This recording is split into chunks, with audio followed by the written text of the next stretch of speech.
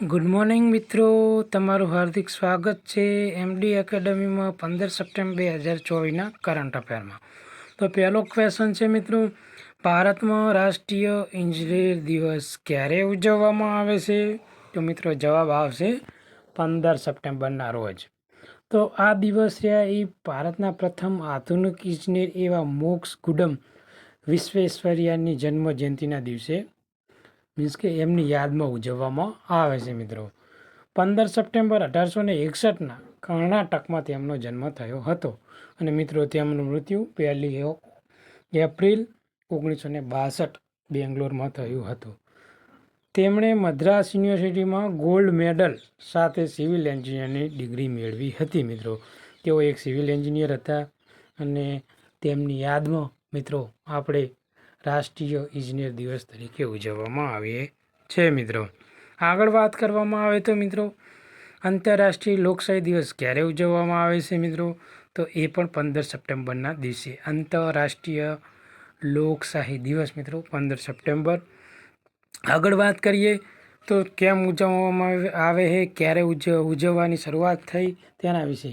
તો સંયુક્ત રાષ્ટ્ર સંઘની સામાન્ય સભા દ્વારા વર્ષ 2007માં એક ઠરાવ પસાર કરી અને 15 સપ્ટેમ્બર 2018ના રોજ આંતરરાષ્ટ્રીય લોકશાહી દિવસ સૌપ્રથમ ઉજવણી કરવામાં આવી હતી. એટલે મિત્રો 2007માં ઠરાવ પસાર કર્યો હતો, જે સંયુક્ત રાષ્ટ્ર મહાસંઘની જે સામાન્ય સભા છે એમને આ દિવસ ઉજવવા માટે 2007માં ઠરાવ પસાર કર્યો અને એ પછીના વર્ષે એટલે કે 2008માં 15 સપ્ટેમ્બરથી આપણે આંતરરાષ્ટ્રીય લોકશાહી દિવસ તરીકે ઉજવવામાં આવે છે.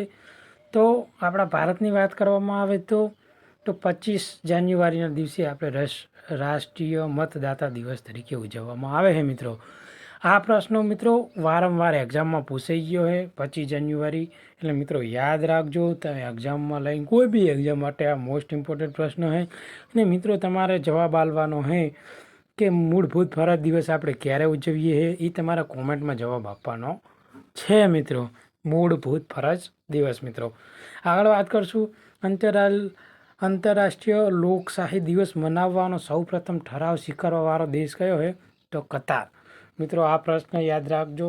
આંતરરાષ્ટ્રીય જે લોકશાહી દિવસ છે સૌપ્રથમ મનાવવાનો ઠરાવ કોણે સ્વીકાર કર્યો હતો? તો મિત્રો એ કતાર હતો. આગળ વાત કરીએ, હાલમાં ભારતીય સેના અને પુનીત બાલ સમૂહ દ્વારા ક્યાં સંવિધાન પાર્કનું ઉદ્ઘાટન કરવામાં આવ્યું? તો મિત્રો પુણે ખાતે કરવામાં આવ્યું છે. આગળ વાત કરીએ તો કેન્દ્ર સરકારે કેટલા કરોડ રૂપિયાના મિશન મોસમ માટે મંજૂરી આપી મિત્રો? તો 2 કરોડ રૂપિયાના ખર્ચે મિત્રો મિશન મોસમ છે ને એને મંજૂરી આલી છે. આગળના 2 વર્ષ સુધી જે મોસમ ઉપર કામ કરવાનું છે મિત્રો, વાદળા ઉપર. એટલે આગળ વાત કરીશું, હાલમાં યુનિસેફે કોને પોતાના બ્રાન્ડ એમ્બેસેડર બનાવ્યા છે મિત્રો? તો કરીના ખાન કપૂર. આ બી મોસ્ટ આઈએમપી ક્વેશ્ચન છે મિત્રો તમારે લઈને. આગળ વાત કરીએ, તાજેતરમાં હાલમાં ચર્ચામાં રહેલ સોયુઝ અવકાશયાન કયા દેશ સાથે સંકળાયેલું છે? રશિયા મિત્રો. જે આ સોયુઝ અવકાશયાન છે ને એ મિત્રો રશિયા દેશ સાથે સંકળાયું છે. રશિયાની રાજધાની છે મિત્રો મોસ્કો. અને આ સોયુઝ અવકાશયાનનું કામ શું છે? તો કે એના દ્વારા 2 રશિયન અને 1 અમેરિકન અવકાશયાત્રીને આપણી જે ઇન્ટરનેશનલ સ્પેસ સ્ટેશન છે ને મિત્રો ત્યાં સફળતાપૂર્વક મૂકવામાં આવ્યા છે મિત્રો. એટલે યાદ રાખજો મિત્રો, આ બી જે બી આપણે ક્વેશ્ચન લઈએ છે એ બધા જ ન્યૂઝપેપરનું એનાલિસિસ કરીને લઈએ છે મિત્રો. એટલે મોસ્ટ ઇમ્પોર્ટન્ટ પ્રશ્નો છે બધા મિત્રો. આગળ વાત કરીએ, બધી એક્ઝામમાં લઈને વિજ્ઞાન અને ટેકનોલોજીનો મિત્રો પ્રશ્ન છે, એમાંય સંરક્ષણ ખાતું.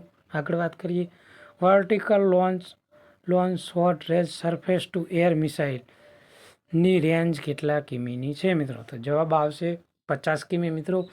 જે આ મિસાઇલ છે સરફેસ ટુ એર એટલે જમીનથી હવામાં માટેની મિત્રો આ મિસાઇલ છે, વર્ટિકલ બનાવવામાં આવી છે બરાબર. તો એની રેન્જ છે 50 કિલોમીટરની અને આનું મિત્રો સફળ પરીક્ષણ રહ્યું ને એ ઓડિશા ચાંદીપુર ખાતેથી કરવામાં આવ્યું છે. અને આ રહ્યું ને એ ભારતીય નૌસેના અને DRDO બંને સાથે મળીને આ મિસાઇલ મિત્રો લોન્ચ કરી છે. એટલે યાદ રાખજો. આગળ લઈએ તો મિત્રો આપણા મીન્સ કે આપણા નૌસેનાના પ્રમુખ કોણ છે તો દિનેશ કુમાર ત્રિપાઠી મિત્રો, અને 26મા નંબરના છે. અને 4 ડિસેમ્બરના દિવસે આપણે નેવી દિવસ તરીકે ઉજવવામાં આવે છે મિત્રો. આગળ વાત કરીએ DRDO શું છે તો કે ડિફેન્સ રિસર્ચ એન્ડ ડેવલપમેન્ટ એક ઓર્ગેનાઇઝેશન છે મિત્રો. એની સ્થાપના 1 જાન્યુઆરી 1958ના રોજ થઈ હતી. અને એનો મોટો છે strength origin is in science મિત્રો. તો મિત્રો આ ક્વેશ્ચન બહુ ઇમ્પોર્ટન્ટ છે એક્ઝામમાં લઈને, એટલે ખાસ ધ્યાન રાખજો.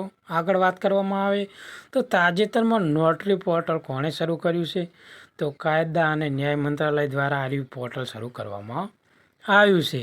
આગળ તાજેતરમાં રાષ્ટ્રપતિ મુર્મુએ વિશ્વ શાંતિ બુદ્ધ વિહાર ટનની મુલાકાત ક્યાં લીધી છે તો મિત્રો મહારાષ્ટ્રમાં આવેલી છે મિત્રો. આગળ વાત કરીશું તાજેતરમાં એરફોર્સના ડેપ્યુટી ચીફના પદ ઉપર કોની નિમણૂક કરવામાં આવી છે તો તેજિંદરસિંહજી મિત્રો. આપ વાત કરીએ એરફોર્સની મિત્રો, તો યાદ રાખજો આ ક્વેશ્ચન. અત્યારે હાલમાં તેમનું નિમણૂક થઈ છે. અને પ્રમુખે વિવેકરામ ચૌધરી, વાયુસેનાના પ્રમુખે વિવેકરામ ચૌધરી મિત્રો. બરાબર, આ યાદ રાખજો. અને નૌસેનાના હે દિનેશ કુમાર ત્રિપાઠી મિત્રો. અને વાયુસેના દિવસ 8 ઓક્ટોબર. આગળ વાત કરવામાં આવે મિત્રો કે તાજેતરમાં કેન્દ્રીય કેબિનેટે ભારતમાં સેમિકન્ડક્ટર મિશન હેઠળ સાણંદમાં કયા સેમિકન્ડક્ટર સ્થિતિની મંજૂરી આપી છે તે ક્યાં આવેલું છે તો મિત્રો ગુજરાતનું જે સાણંદ છે ત્યાં સેમિકન્ડક્ટર છે મિત્રો, એની મંજૂરી આપવામાં આવી છે. આગળ વાત કરવામાં આવે તો 12મો ક્વેશ્ચન, સંયુક્ત રાષ્ટ્રની 79મી જનરલ એસેમ્બલીમાં કયો પ્રથમ વખત સભ્ય દેશનો સમાવેશ કરવામાં આવ્યો છે. એટલે 79મી જે એસેમ્બલીમાં પ્રથમવાર કયા દેશનો સમાવેશ કરવામાં આવ્યો છે તો પેલેસ્ટાઇનની રાજધાની છે જેસલમેર અને રામલ્લા મિત્રો. યાદ રાખજો, પેલેસ્ટાઇનની રાજધાની કોર્પોરેશનની એક્ઝામમાં પૂછાઈ ગયેલી પ્રશ્ન છે. આગળ વાત કરવામાં આવે તો કયા કેન્દ્ર શાસિત પ્રદેશના સાની ગામમાં ચાસ્કર ઉત્સવની ઉજવણી કરવામાં આવી તો મિત્રો લદ્દાખમાં ચાસ્કર ઉત્સવની ઉજવણી કરવામાં આવી છે મિત્રો. તો મિત્રો આજે આજનું કરંટ અફેર પૂરું થાય છે. તો આ વિડીયો તમને ગમ્યો હોય તો લાઈક કરો, શેર કરો અને તમારા બીજા મિત્રો સુધી પહોંચાડો, જેથી કરી તે બી આ કરંટ અફેરનો લાભ લઈ શકે. Thank you.